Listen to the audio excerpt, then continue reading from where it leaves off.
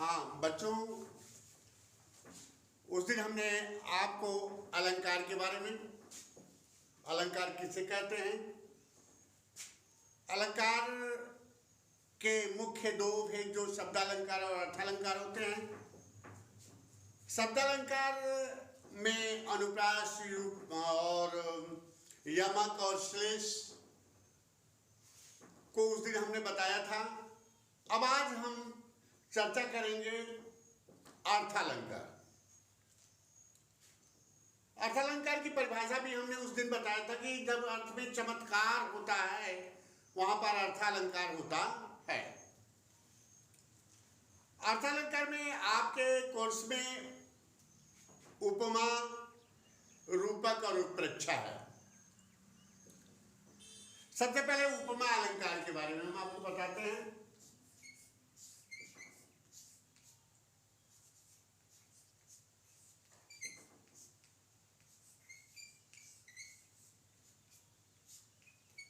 उपमा अलंकार किसे कहते हैं? जब दो वस्तुओं में समान धर्म, गुण आदि के द्वारा समता प्रकट की जाती है, समानता की जाती है, तुलना की जाती है, वहां पर उपमा अलंकार होता है।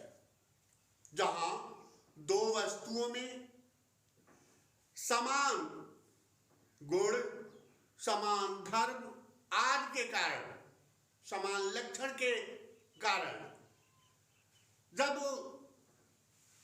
तुलना प्रकट की जाती है, समानता प्रकट की जाती है, तो वहां पर उपमा अलंकार होता है। इसमें इसके चार अंग होते हैं, जैसे उपमेय,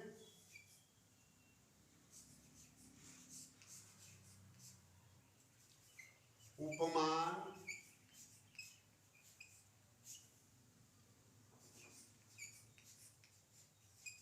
साधारण धर्म,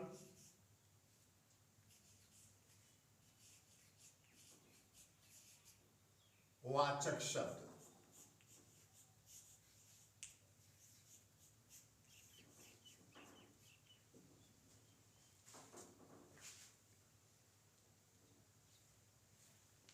अब इन चारों को हम अगर अच्छा से समझ लेंगे तो हमें उपमा अलंकार या रूपक अलंकार या उत्प्रेक्षा अलंकार, इसमें पहचानने में कोई बहुत ज्यादा दिक्कत नहीं होगी। जैसे उपमेय है, मतलब जिसकी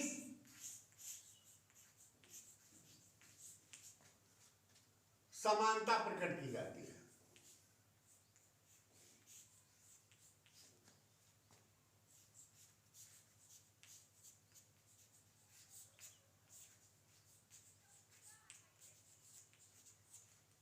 उपमान जिससे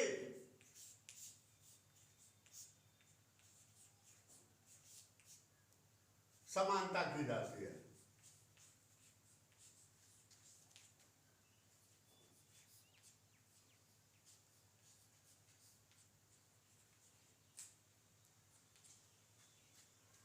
अब बढ़िया समझिए, जिसकी समानता प्रकट की जाती है और जिस उसे उपमेय और जिससे समानता की जाती है वह उपमान होता है। साधारण धर्म का मतलब होता है जिस गुण के द्वारा,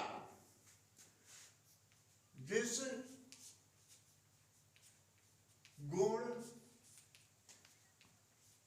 लक्षण आदि के द्वारा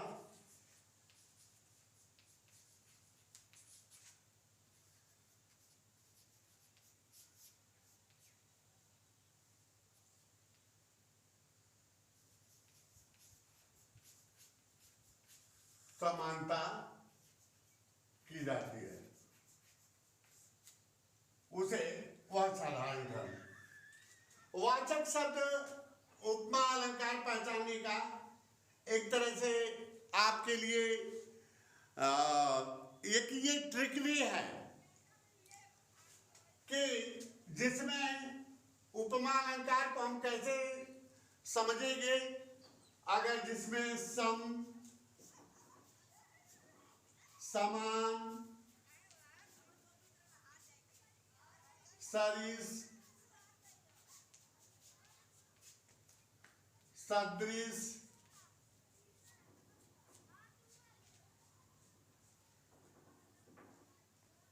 सो, से,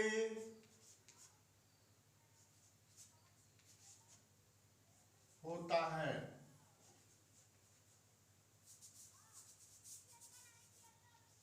से आदि। वाचक शब्द, उपमा के वाचक शब्द क्या है? सम, समान, सरिस, सदृश, सो, से आदि। अर्थात जिस दोहा में, जिस चौपाई में, जिस पद में सम, समान, सरिस, सदृश, सो, से का प्रयोग हो, समझ जाइए कि वह उपमा अलंकार है। जैसे उदाहरण है,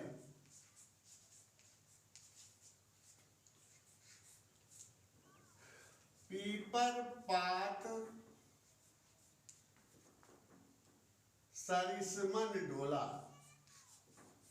सरिस मन डोला।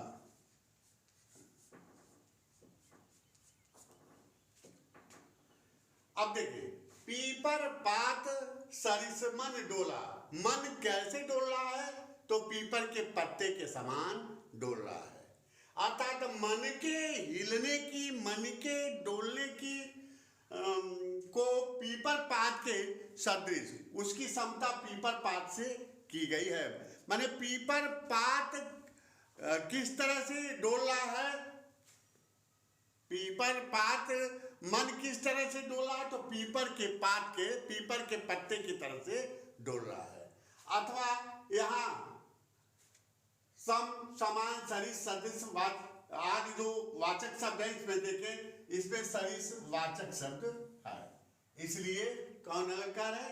उपमा अलंकार है। अब साधारण धर्म, जिस गुण लक्षण, अब इसमें किसके कारण? तो मन के समान। पीपर का पत्ता जो मन डोल रहा है, तो किसके समान डोल रहा है? तो पीपर के पत्ते के समान डोल रहा है। समानता, जिसकी समानता प्रकट की गई है, जिसकी समानता प्रकट की गई है, जिससे समानता प्रकट की गई है। तो मन की चंचल होने की, मन के डोलने की समता किससे की गई है? पीपर के पत्ते से की गई है।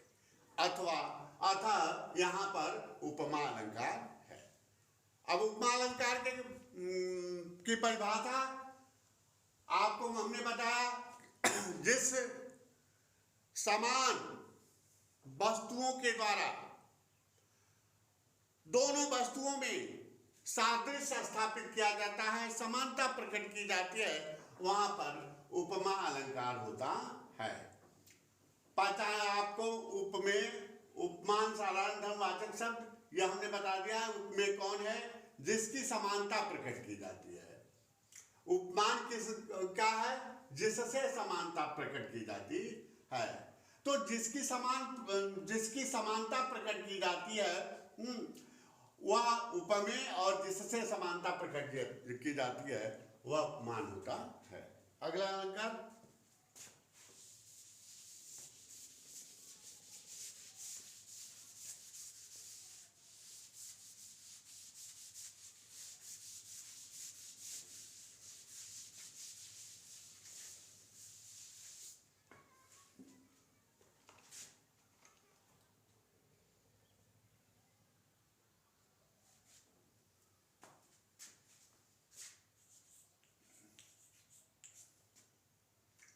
रूपक अलंकार।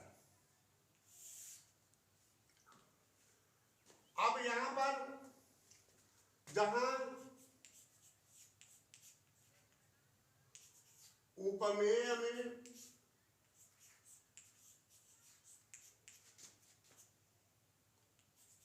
उपमेय में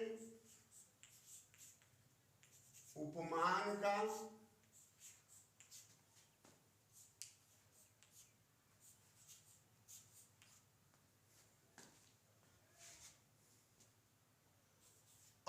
अभेद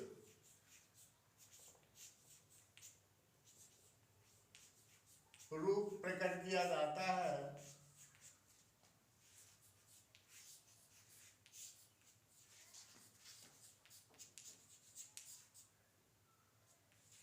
वहां रूपक अलंकार होता है।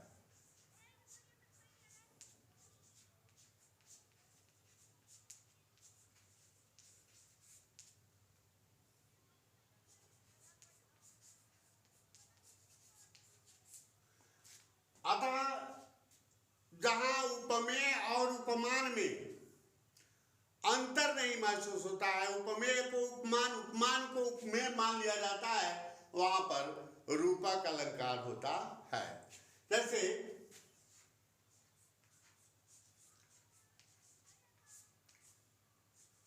चरण कमल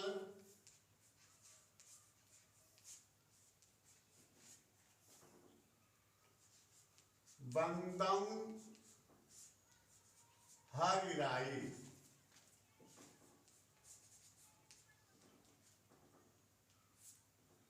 चरण कमल बंदौ हरि राई। अब देखिए यहां कमलवत चरण अगर होता, कमलवत चरण होता तब तो उपमा अलंकार हो जाता, क्योंकि चरण की समानता कमल से की गई है, इसलिए उपमा हो गए। लेकिन यहां चरण कमल बंदो हरिराई,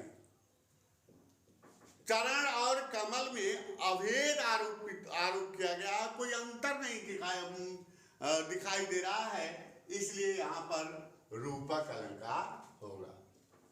जहां पर ध्यान से, जहां उपमेय में उपमान का अभेद रूप प्रकट किया जाता है, अर्थात कोई अंतर नहीं रह जाता है, कोई भिन्नता नहीं रह जाती है, वहां पर रूपक अलंकार होता है। जैसे चरण कमल बंदो हरिराई। चरण कमल माने चरण कमलों की वंदना करता है, हे प्रभु मैं आपके चरण कमलों की वंदना करता हूं। वही अगर कमलवत चरणों की वंदना आ जाता तो हो जाता उपमा अलंकार, क्योंकि चरण की समानता वो कमल से हो जाती, इसलिए उपमा अलंकार होता है। लेकिन यहाँ पर अभेद आरोप किया गया है, अतः रूपक अलंकार होगा। अगला है उत्प्रेक्षा अलंकार।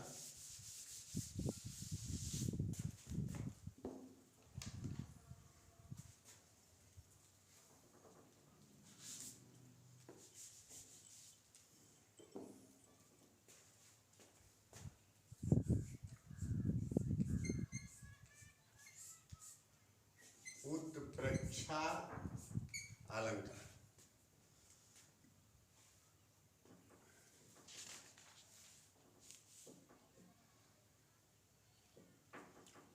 इसकी परिभाषा होती है जहां उपमेय में उपमान की संभावना प्रकट की जाती है। जहां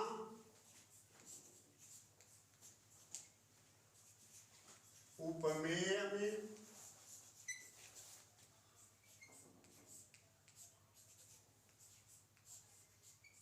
उपमान की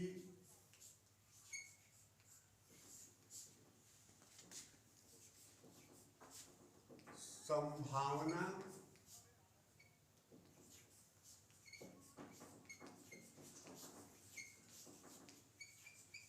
प्रकट की जाती है,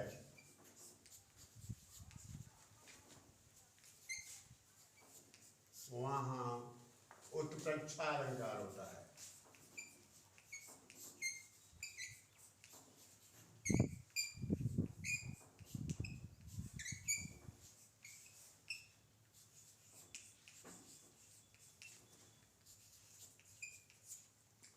जहां उपमेय में उपमान की संभावना प्रकट की जाती है, वहां उत्प्रेक्षा अलंकार होता है। अब इसमें एक चीज आपको समझना होगा, इसके वाचक शब्दों पर ध्यान देना होगा। जब आप इसके वाचक शब्दों पर ध्यान देंगे तो आपको अलंकार, उत्प्रेक्षा अलंकार पहचानने में थोड़ा भी दिक्कत नहीं होगा। जैसे इसके वाचक शब्द हैं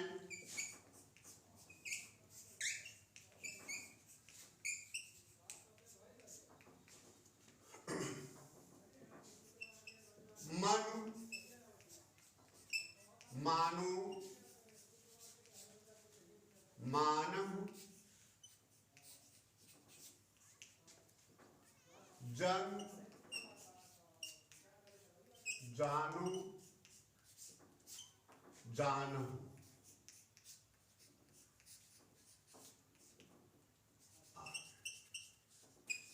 मतलब जिस दोहा में, जिस चौपाई में, जिस छंद में आप देखेंगे कि मन मानो मानहु, जन जानो जानहु आदि शब्द आते हैं, इसका मतलब कि वहां पर उत्प्रेक्षा अलंकार हो जाता है। क्योंकि परिभाषा आपने अभी पढ़ा कि जहां उपमेय में उपमान की संभावना प्रकट की जाती है वहां उत्प्रेक्षा अलंकार होता है। जहां संभावना की बात आती है, जहां संभावना प्रकट की जाती है वहां पर मन मानो मानहु, जन जानो जानहु आदि वाचक शब्दों का प्रयोग होता है।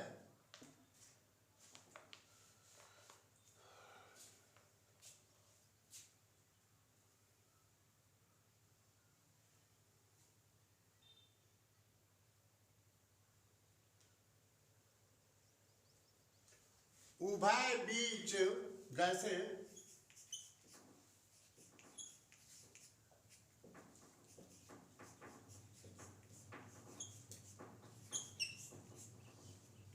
उभय बीच सिय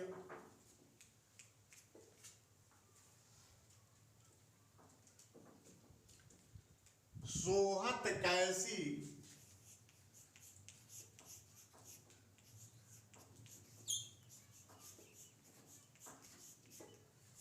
उभय बीच सिय सोहत कैसी ब्रह्म जीव विच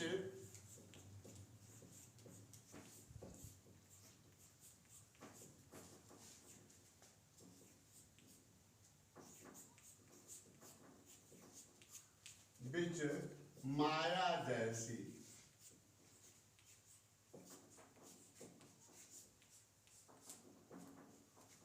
उभय बीच सिय सोहत कैसी ब्रह्म जीव विच माया जैसी।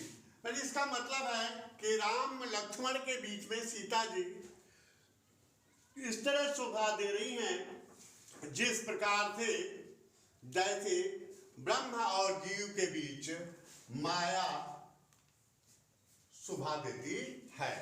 अब देखिए यहां क्या हो गया, उपमेय में उपमान की संभावना प्रकट की गई है। अब ये वाचक शब्द को देखिए, जन जानो जानो आदि, तो इसके पर्याय शब्द क्या है, जैसी। इसका पर्याय बीच पर्याय शब्द जैसी है, इसलिए यहां पर उत्प्रेक्षा अलंकार होगा। तो बस केवल आप ध्यान देंगे कि उपमेय है और उसमें उपमान की संभावना प्रकट की गई है, अर्थात उसको माना नहीं गया है, उसकी संभावना की गई है। तो जहां पर संभावना, जहां मान लिया जाता है बिल्कुल समान, ये मान लिया जाता है कि वही चीज है, तो दूसरा अलंकार हो जाता है। लेकिन जहां संभावना प्रकट की जाती है वहां पर उत्प्रेक्षा अलंकार होता